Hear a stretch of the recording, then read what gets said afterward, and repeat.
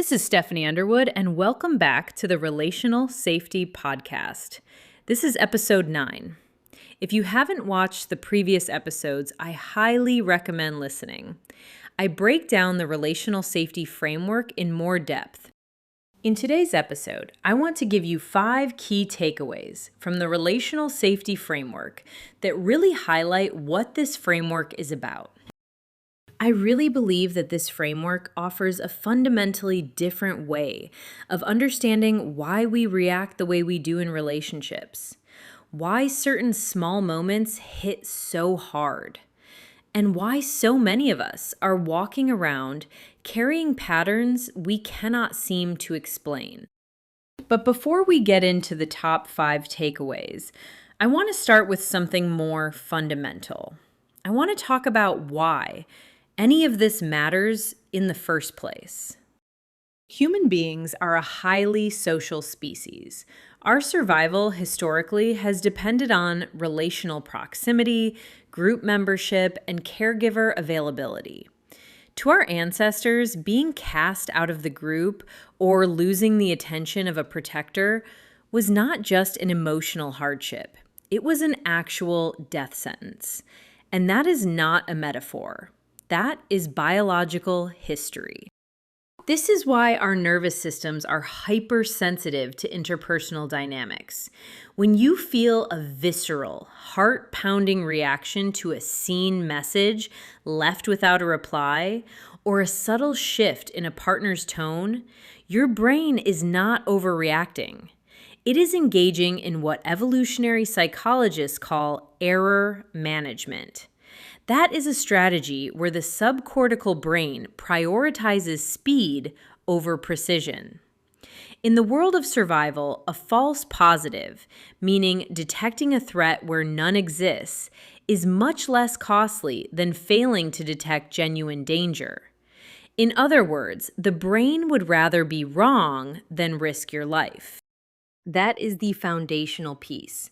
Your nervous system is not broken for reacting strongly to relational cues. It is doing exactly what it evolved to do. Now, before we move into the framework, I want to address something happening in the trauma field right now that I think is genuinely important. The trauma field is currently heavily focused on generalizing trauma. And while it is fair to say that trauma is a normal reaction to an abnormal event, what is being largely ignored is that different types of trauma require different approaches and different methodologies. That distinction matters. Take EMDR as an example. It is being widely applied to clients who have experienced relational trauma. Yet, the original studies that established EMDR as an evidence-based treatment did not include participants with relational trauma. Those participants presented with symptoms of PTSD. That is a fundamentally different clinical picture than someone living with CPTSD rooted in developmental trauma.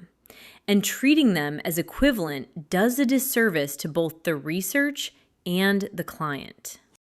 Treating relational trauma is a completely different process than treating PTSD trauma.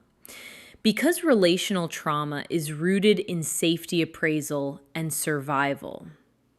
And that is exactly what the relational safety framework is designed to address. The Relational Safety Framework, or RSF, offers a rigorous new lens for understanding how we function inside relationships. It suggests that our brains prioritize relational connection as a biological survival need, and that we evaluate our social world through a complex, predictive safety appraisal system. I want to walk you through 5 key takeaways from the framework. Each one reframes something we usually pathologize and shows what is actually happening underneath.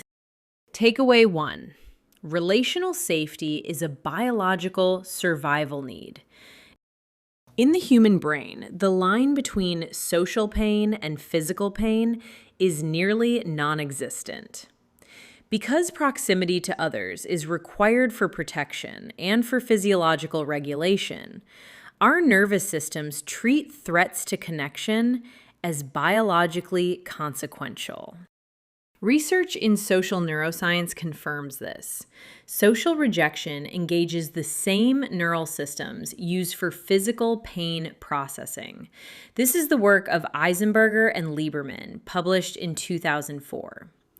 And it explains why small interpersonal slights, a cold shoulder, a moment of misattunement, can feel like a matter of life and death. Our biology is reacting to a perceived loss of the safety and regulation that connection provides. So when someone tells you that you are overreacting to a relational moment, what they are missing is that your nervous system is responding to that moment as though your survival depends on it. Because for most of human history, it did. Takeaway 2. Your schemas are actually probabilistic threat maps. We often pathologize early maladaptive schemas, those deep-seated beliefs like, I am unlovable, or people will eventually leave me. They get labeled as broken thinking, as cognitive distortions, as evidence that something is wrong with the way you see the world. The relational safety framework reconceptualizes these not as errors, but as predictive threat structures. The brain is a predictive organ. Its primary job is to reduce uncertainty by making statistical bets based on past data. If you grew up in an environment where people were inconsistent or harmful, your brain created probabilistic expectations of danger to keep you safe. These schemas are not just thoughts. They are embodied structures that bias how you interpret current interpersonal cues to ensure you are never caught off guard again. This is supported by the work of Bach and colleagues in 2018 and by Young and colleagues in 2003, who described schemas as embodied, meaning-based predictions that encode expectations of relational danger. So the next time you notice a schema activating, I want you to try something.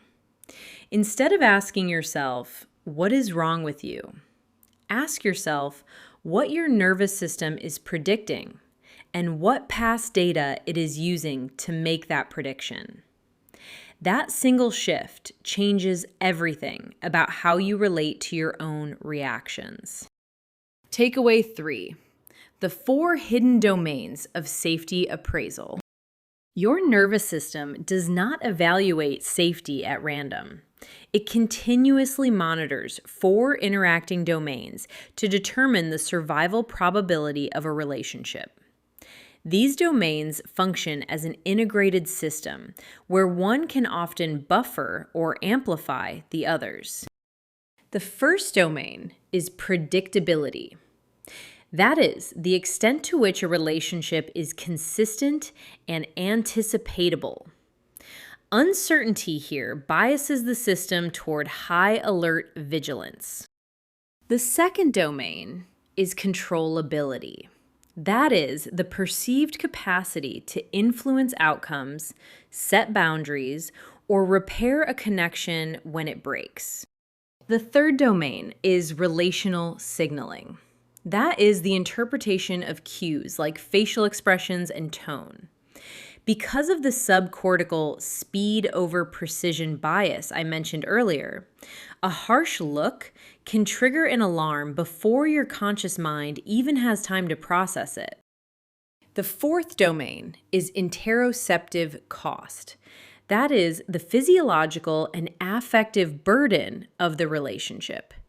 When you are experiencing depletion, fatigue, or high arousal, your threshold for threat detection drops, making you more sensitive to perceived slights. Here is an example of how these domains interact. A delayed text message might feel completely neutral if your relationship has high predictability. But if you are already experiencing a high interoceptive cost, meaning you are exhausted or stressed or emotionally depleted, your brain is far more likely to appraise that same silence as a threat. This is why the same situation can feel manageable one day and devastating the next. It is not because you are unstable. It is because your safety appraisal system is reading the combined input across all 4 domains in real time. Takeaway 4. Attachment styles are survival toolkits, not personality traits.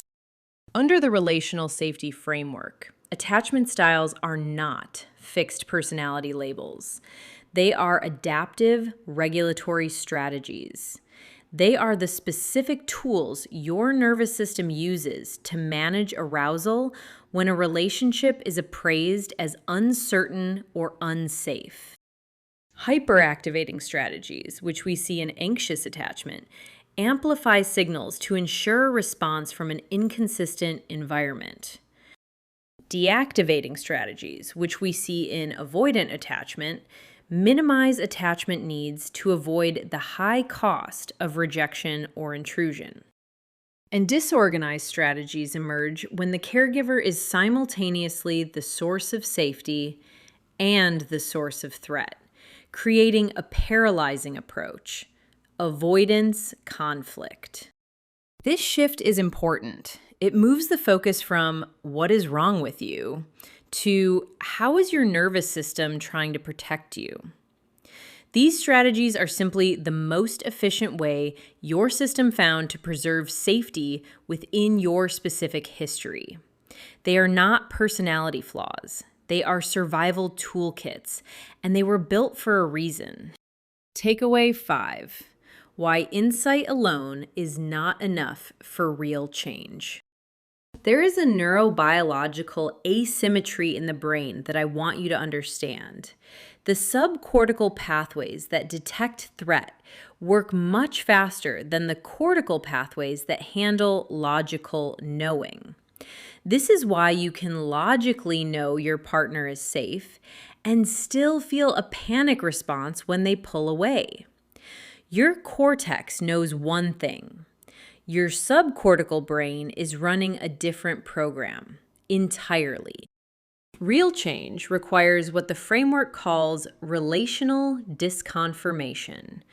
Because the predictive system is self-stabilizing, meaning it tends to interpret new data to confirm old fears, it requires a prediction error to update the map. That occurs when the brain predicts a threat, like rejection or criticism, but instead encounters a consistent, contingent, and tolerable experience of responsiveness or repair. For the brain to truly rewrite its threat map, these experiences must be repeated and consistent. Healing is the process of providing the nervous system with enough high-quality data to realize the world has changed. Insight alone does not update the prediction. Experience does. So, what does that mean practically? It means that the relationships you choose matter. It means that the people around you are not just companions. They are the data your nervous system uses to decide whether the world is safe. And it means that if you are in a relationship that keeps confirming your old threat predictions, no amount of journaling or therapy or self-awareness will fully convince your nervous system otherwise. Because your nervous system is not listening to your insights. It is listening to your lived experience. Now, let me bring this together. The relational safety framework invites us to view relational distress not as a symptom or a flaw, but as a highly sophisticated safety appraisal.